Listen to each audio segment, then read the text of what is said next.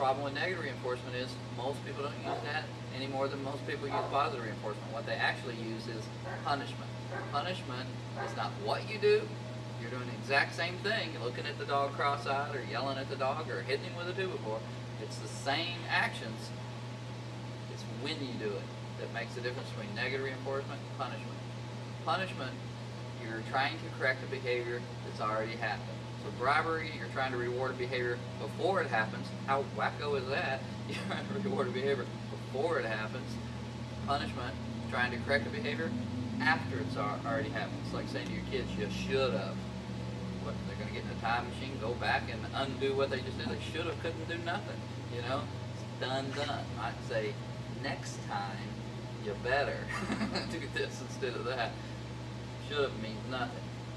With negative reinforcement, the correction happens at the same time the unwanted behavior happens, stops as soon as the unwanted behavior stops. For a dog to learn from a correction, this is important. For a dog to learn from a correction, he has to be in control of the correction. He has to be able to make it stop by changing his behavior.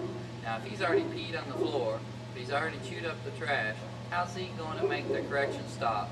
By change, what's he going to get in a doggy time machine and go back in time and undo the chewing or undo the peeing? There's nothing he can do to make the correction stop. So all he can do is endure it. All he can do is blame you. You're an idiot. I was over here sleeping by the fireplace. You come home and now I'm having my head stuck in the trash can and kicked around the kitchen. I don't like you. I don't trust you. You're nuts. When you come home next time and there's trash on the floor, guess what I'm going to do? I'm going to slink over here and hide and hope you don't see me.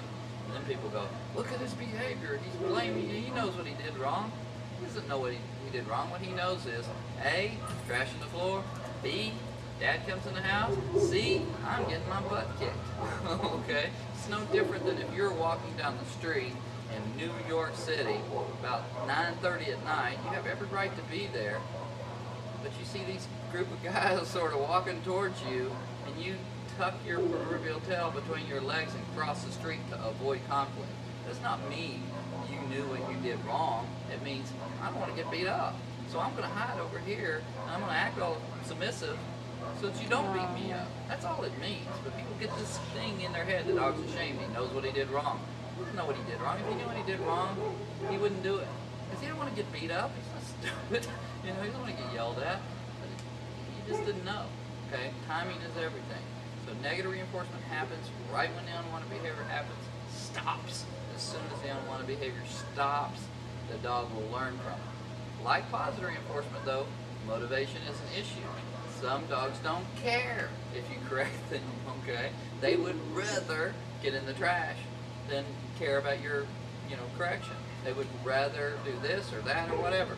So when we talk about corrections, the two things that have to come into play is, one, timing. The dog has to know why. Two, he has to care. And every dog's different. I can't sit here and tell you how hard you're going to have to correct your dog. It's not my decision. It's not your decision. It's his decision. He will determine how hard you have to correct him to create avoidance of a behavior. There are certain behaviors I avoid. There are certain towns I avoid. There's a town in Oklahoma I won't go through. Okay? Had 7 tickets there. I'm not going there anymore. I turned around it. Okay? I'm in permanent avoidance of the town. If I can't get away from going through that town, I slow down 5 miles before I get there, drive creepy slow through that town. 5 miles after that town, I speed up. That's permanent avoidance. Okay? It's 47 years old. Still won't speed through that town. Okay? Timing, they got me every time. Effectiveness, I couldn't afford those tickets. They stopped me, I guarantee you. Alright? So it makes a difference. Every dog is different. We will find the level of correction is effective. You start low and you work your way up. What most people do is, though, they repeat and they repeat and they repeat and they repeat the same correction over and over and over and over and over. All that does is create tolerance of corrections. Dogs get harder and harder and harder and harder to correct to the point where you can't correct them. And that's when the corrective collars come into play. Most things can be done on a flat collar, but because the flat collar has been made dull to most dogs, then they have to get out the choke chain, and then the choke chain doesn't work, and they have to get out the pinch collar, and then the pinch collar doesn't work, and then they have to get out the electric collar, and I don't know what's next, So, it escalates because the corrections were done improperly. So, timing, critical. If he doesn't know what caused the correction, it doesn't matter how hard you correct him. He'll continue to make the same mistakes because he doesn't know why he's being corrected. So we have to make sure our timing's good. And then, you know, the whole effectiveness thing. We have to make sure that we're finding the level of correction he will avoid. Not repeating the same corrections over and over and over.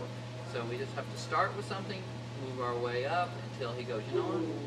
I really don't want to chase that squirrel. I really don't want to bite that cat. I really don't want to, whatever it is. I thought I did, but I was wrong. Okay? Basic obedience training, healing, automatic sit, sit stays, down, down stays. They're practice. That's what they are. Who in the world walks around with their dog in the heel position? You know, I have a dog with the highest obedience title there is. She almost never heals. Almost never. What purpose does it serve? She walks along with me and she comes when I call. I don't have to make her heel. But I did teach her to heel because it was practice. Practice at looking at me, paying attention to me, avoiding distractions, staying focused for long periods of time, releasing and playing. It's like multiplication tables in school. They don't really expect you to go to work and do multiplications in your head. They know you can get a calculator and do that. But they made little Johnny sit in the chair, practice multiplication tables because he needs to learn to think, focus, concentrate, use your little brain for some little period of time. That's what obedience training is with dogs. It teaches them how to learn, how to focus, how to concentrate, how to do your basic behaviors. He doesn't know, he has to be taught how to do them. In the beginning, you use all positive reinforcement to teach. There's a huge difference between teaching and training. When you're teaching, you're developing a behavior and you're developing an attitude. I love to do this behavior. It's like teaching a child to read. You have a goal of proficiency, learning how to read. But better than that is I love to read. Reading is the most wonderful thing. I'm great at reading. I'm the best reader. When I was teaching my children to read, I told every one of them, oh, you're the best. Your brother never learned to read as fast as you did. And the next one, oh, you're the best. And you're learning so fast, it's unbelievable. I've never seen a kid learn this fast. Building up so that they love to read, not just can read. When you're teaching obedience to a puppy, it's the same way. They can't make a mistake. They don't know right from wrong. Okay? So we're building and teaching and enthusiasm, and I love to do this. Training is taking behaviors the dog knows how to do, sit, down, stay, whatever it is, and asking now for consistent performance. Once your child knows how to read, it shouldn't matter if they're tired, hungry, in a crowd, don't want to do it, rather play Nintendo, doesn't matter. I expect the book report to be done by Friday, or there's consequences. Whatever those consequences are is going to depend on the kid. Some people try to use consequences that are irrelevant to the kid. You don't get to watch TV. I don't care. I have a computer in my room. I can get on YouTube. What do I need a TV for? You have to understand what the dog cares about. A lot of people stick their dog in a cage when he's done something wrong. What does the dog care? Having a nap. I don't care. You know, they do this, they do that. You know, there's all kinds of consequences people imagine, but corrections are relevant. Okay? To a cat, water is a correction. Throw water on, you know, I can't stand that. To a cow, care less. To a duck, woohoo, I'm happy. So it's the exact same action is going to have a different impact on every dog. You have to know your dog, you have to try things, see what works, and go from there.